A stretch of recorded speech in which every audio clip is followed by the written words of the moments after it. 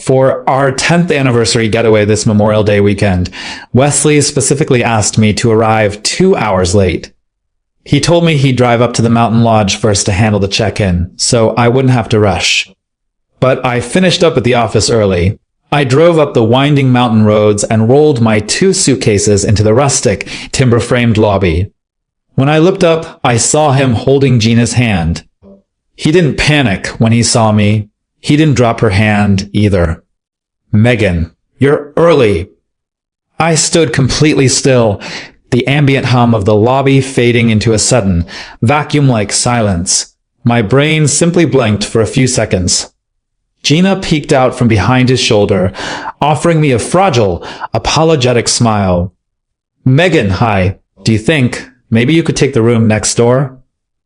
"Theo is such a light sleeper," she added, her voice breathy and small. "Whenever he wakes up, he looks for his dad. I just hate for him to wake you." The words had barely left her mouth when a little boy came sprinting across the hardwood floor, clutching a toy truck. He practically flew into Wesley's arms, a practiced, familiar motion. "Daddy, Mommy says we get to sleep in the big bed tonight." Wesley reached into his pocket and held out a key card to me. "It's our 10-year anniversary," he said quietly. "Let's not make a scene." I didn't move. I just stood in the hallway. From the open door of the master suite, I heard Gina's soft murmur. "See? I told you she wouldn't make a fuss." Wesley gave a low hum in agreement. That tone, he was praising me for being so effortlessly low maintenance. 1. I stared down at the plastic keycard in my palm. Turning on my heel, I walked back toward the front desk, fully intending to cancel my reservation and drive home. But before the young receptionist could even greet me, a violent gust of wind hurled rain against the floor-to-ceiling windows. She grimaced, pointing to the illuminated digital sign by the door, "Severe storm warning, mountain pass closed." The roads were shut down. Leaving wasn't an option. I had nowhere else to go. I stood in the center of the lobby, clutching the handles of my suitcases, feeling entirely untethered. I stared at the flashing rug closure sign, and a sudden, sharp laugh bubbled up in my chest. If even the universe was trapping me here, fine. I'd stay.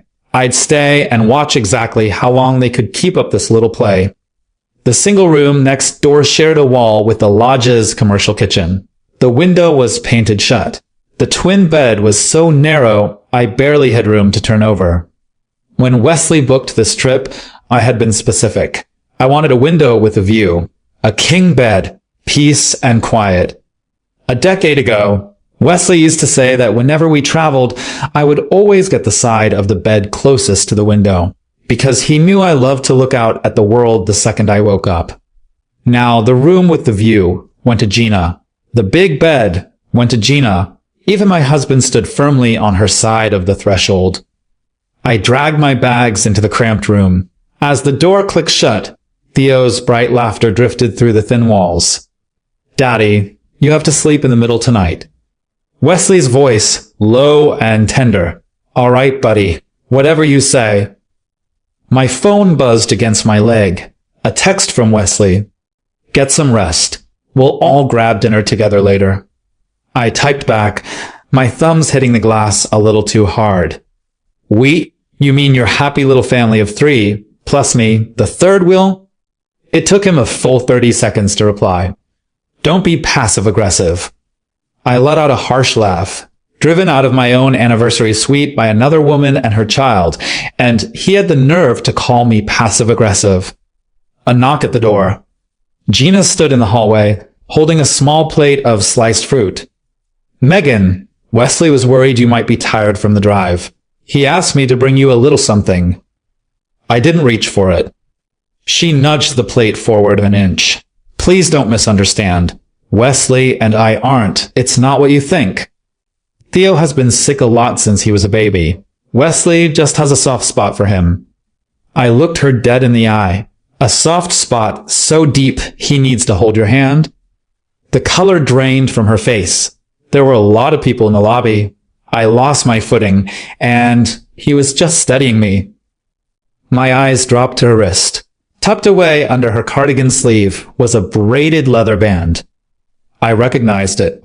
7 years ago, I'd braided a matching pair for Wesley and myself. He told me it was a little childish and I never saw his again. He didn't lose it. He gave it to her. Theo popped his head out from behind her legs. Lady, don't be mean to my mommy. Gina immediately crouched down, wrapping her arms around the boy. It's okay, baby. Miss Megan is just having a bad day. Wesley emerged from the stairwell. Taking in the scene at my door, a heavy crease formed between his brows. Megan, not in front of the kid. The corner of my mouth twitched upward. So, I'm just supposed to play blind? His voice dropped, taking on that warning octave. We're supposed to be on vacation. Let's not make this uncomfortable for everyone. Who is everyone? I asked. Am I included in that? He fell silent. Gina tugged gently at his sleeve. Wesley let it go. Theo and I will go back to the room. The intimacy in her gesture was entirely natural. He didn't pull away. A memory flashed unbidden into my mind. Years ago, when we were newly married and his mother had berated me at a family dinner, Wesley had physically stepped between us, shielding me. Anyone who makes Megan uncomfortable, he had told his parents, makes me uncomfortable. People change, and so do their promises.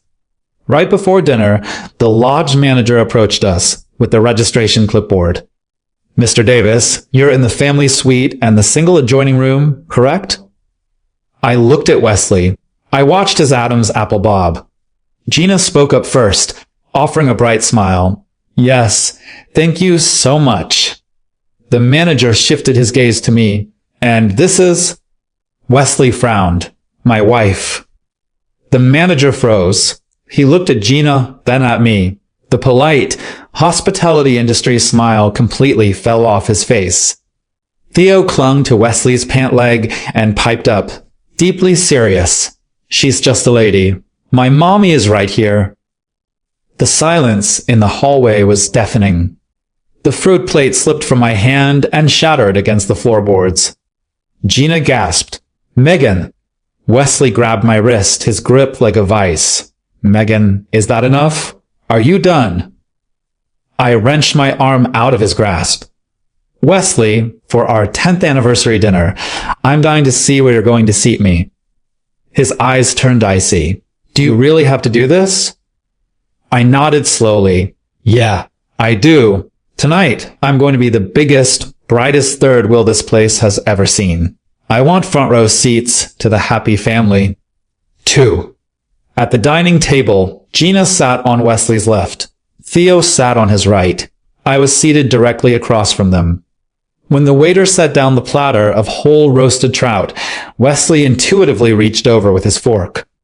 He expertly separated the tenderest meat from the belly, picking out the tiny bones, and placed it on Theo's plate. Then, he put another perfectly deboned piece onto Gina's. Gina looked up at him through her lashes. You need to eat too. I will, Wesley murmured. I stared at his fork. He used to pick the bones out of my fish. He would tease me for being clumsy, but his hands were always so steady, so patient. I used to think that was love. Now I knew it was just something he did. For me. For them. Gina caught me staring and pushed her plate slightly toward the center. Megan, please don't take it the wrong way. Theo has been so attached to Wesley since he was born. He's just used to it. I set my fork down with a quiet clink. Since he was born? Really? How long is that exactly? Wesley's hand halted halfway to his water glass. Theo was a sick baby. I helped out a few times. Theo tilted his little chin up. Not a few times. Daddy comes to my birthday every single year. I stared at Wesley. He wouldn't meet my eyes. Gina clamped a hand over Theo's mouth. He's just making things up. Theo squirmed indignantly, pulling her hand away. I am not. Daddy promised when I get bigger, he's taking me and Mommy to live by the ocean. The surrounding tables were beginning to stare. Wesley finally spoke, his voice tight. Theo, Eat your dinner. I smiled, though my face felt numb. Don't scold him. He's the most honest person at this table. Wesley's gaze darkened. Megan. I picked up my phone and unlocked it, tapping into my photo album. I have a terrible memory, Wesley, but thankfully, photos keep the receipts. I flipped the phone around and slid it across the table. It was a picture from 7 years ago in a hospital room. Gina was sitting up in bed, cradling a newborn Theo. Wesley was standing right beside her. And on his wrist, clear as day, was the leather bracelet I had made him. That exact same day, in a different hospital across town, I was strapped to a table undergoing a D&C for a missed miscarriage. When I woke up from the anesthesia, my best friend Roxy was the only one sitting by the bed, crying. Wesley had told me he was out of state on a business trip, that he couldn't get a flight back in time. This single photo unraveled a 7-year lie. Gina's face turned the color of ash. Wesley reached across the table to grab my phone, but I yanked it back just out of his reach. Don't touch it. Your hands are dirty. His jaw clenched so hard a muscle ticked near his ear. Since when do you snoop through my things? I actually laughed. The absurdity of it was suffocating. You took photos of yourself playing daddy in a maternity ward while your wife was losing our baby, and you're mad that I found them? Gina leaned in, her voice trembling. Wesley, please don't fight. Megan is she's hurting. My eyes snapped to her. Stop using my first name like we're friends. My mother only had one child. I don't have a sister, and I certainly don't have one as deeply manipulative as you. Her breath hitched. Theo burst into tears. Daddy, I don't like her. Wesley immediately scooped the boy up, pressing Theo's face into his shoulder and rubbing his back. It's okay. Don't be scared. What exactly is he scared of? I asked, my voice deadly quiet. That the legal wife is going to steal you away? Wesley's patience snapped. Megan, that's enough. I nodded. You're right. I've had enough. I pushed my chair back to leave. Suddenly, Gina stood up too. As she moved, her hand jerked, and half a cup of scalding tea splashed over the back of her own hand. She hissed in pain, but her eyes instantly sought Wesley. I'm fine. Don't blame Megan, please. I looked at her, utterly bewildered, and then I laughed. The cup was in your hand. I'm 3 feet away from you, across the table. How could I have possibly done that? The lodge owner's wife, who had been clearing a nearby table, scoffed loudly. I saw the whole thing. She spilled it on herself. Gina froze, her pathetic expression shattering for a split second. But Wesley only looked at me. You've become so incredibly bitter, Megan. It felt like a physical blow to the chest. For 10 years, he told me I was the kindest, softest person he knew. Now, simply because I refused to swallow his lies, I was bitter. It was raining heavily after dinner. Wesley draped his own jacket over Gina's shoulders, then held an umbrella out to me. Go back to your room. I looked down at the wooden handle of the umbrella. Carved into it was our wedding date. I looked back up at him. You're not coming? Theo wailed, tugging at Wesley's shirt. Daddy, you promised to watch the star projector with me. Gina murmured softly. Wesley, go. Go be with Megan. I can calm him down. She said the words, but her fingers were curled tight into the fabric of his sleeve. Wesley stood there, suspended in a suffocating silence. Just go to the room, he finally said to me. I didn't take the umbrella. Wesley, if you walk back to that room with me right now, I won't say another word about tonight. A flicker of genuine agony crossed his face. Tauskvim laudoi. Don't go, Daddy. Wesley squeezed his eyes shut. Don't force my hand, Megan. My fingers curled into fists. Got it. I turned and walked out into the freezing rain. Behind me, I heard Gina's tearful, shaky voice. I'm so sorry. I made things so hard for you again. It's not your fault, Wesley replied softly. I stopped in my tracks. The rain soaked through my blouse in seconds. So it was my fault. My fault for arriving early. My fault for giving a damn. My fault for still thinking of him as my husband. 3. In the middle of the night, my stomach tied itself into knots. A flare-up of my old gastritis. I tore through my suitcase before I remembered the antacids were in Wesley's weekender bag. When we traveled, he always packed the first aid kit. He used to say I was too scatterbrained, that he'd just have to look after me for the rest of our lives. The rest of our lives? People shouldn't throw phrases like that around so casually. I texted him, "My meds are in your bag. My stomach is killing me." 10 minutes passed. Theo just fell asleep. Don't knock on the door. I stared at the glowing screen in the dark, the burning in my gut intensifying. A minute later, another text popped up. "Just try to tough it out." I threw off the thin blanket, shoved my arms into my damp coat, and walked downstairs to find a convenience store. It was still pouring. The front desk was abandoned. I walked 2 blocks in the rain to a glowing gas station, bought a bottle of Pepto and a hot tea, and trudged back. When I reached our floor, the door to the family suite was cracked open. A sliver of warm, golden light spilled into the dark corridor. Gina's voice drifted out. "Wesley, are you really going to move in?" Wesley was sitting on the edge of the bed. I could see Theo's small form curled up under the duvet behind him. Gina rested her head on Wesley's shoulder. He didn't push her away. "After the holiday," Wesley said, his voice exhausted. "I'll handle it." "What about Megan?" she asked. A long, heavy pause. "She's reasonable. She handles things." I leaned heavily against the wallpapered hallway, suddenly realizing my stomach didn't hurt quite as much. The pain had moved higher up into my chest. 10 years of swallowing my pride, of making compromises, of shrinking myself to fit into his life. And to him, it just meant I was reasonable. "I'm afraid she hates me," Gina whispered. "She won't," Wesley said.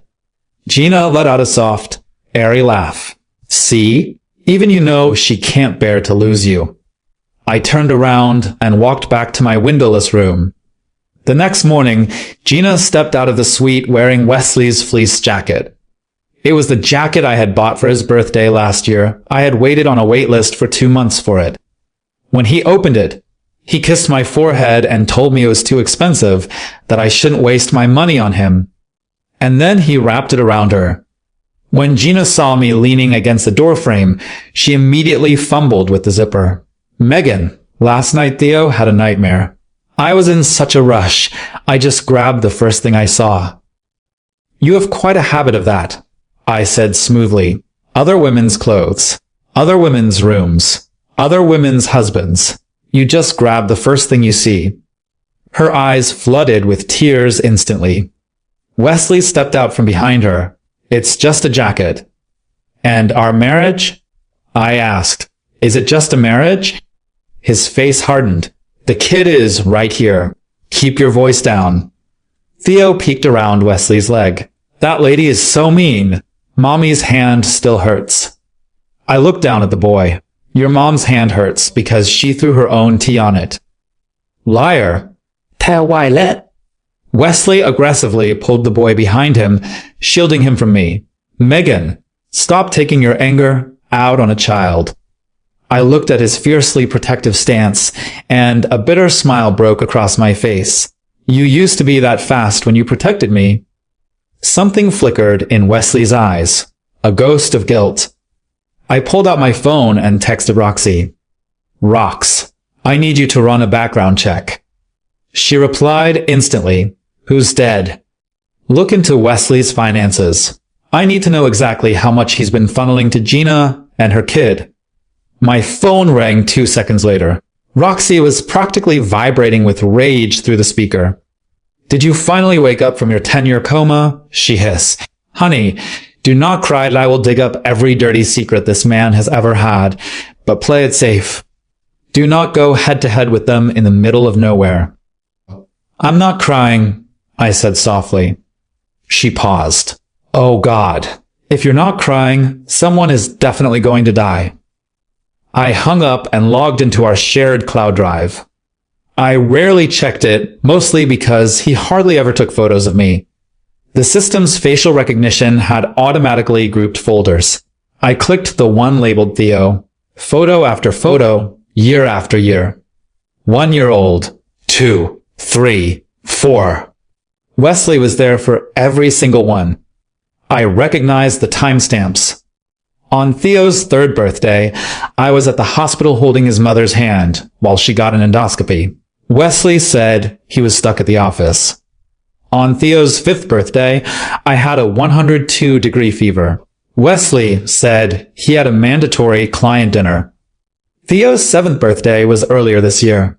Wesley was on a business trip. In the photos, Wesley was holding Theo's hand as they cut the cake. Gina was clapping beside them. They looked like a perfect, glowing family. I scrolled further down, deep into the archive, and found a screenshot of a medical billing receipt. I recognized the name of the hospital. I recognized the date. 7 years ago. 3:27 a.m. My heart dropped into my stomach. Before I could open it, Wesley's voice rang out from the hallway. "Megan, come out here." I opened my door. Gina was standing behind him, her eyes red, the bandaged hand clutched to her chest. Theo was hugging Wesley's leg. Wesley held out a piece of lodge stationery, apologized to Gina. I looked at the paper. IT was a handwritten apology he had drafted himself. It stated that due to my erratic and aggressive behavior the night before, Gina had suffered a panic attack and accidentally burned herself. IT demanded I formally apologize to her. "Her hand is burned, Megan. You ruined this trip," Wesley said flatly. "Just read it. It's one sentence." I looked up at him, and if I don't? His eyes turned cold. "Then you can find her own way home." I laughed. "You're kicking me out?" Gina grabbed his arm.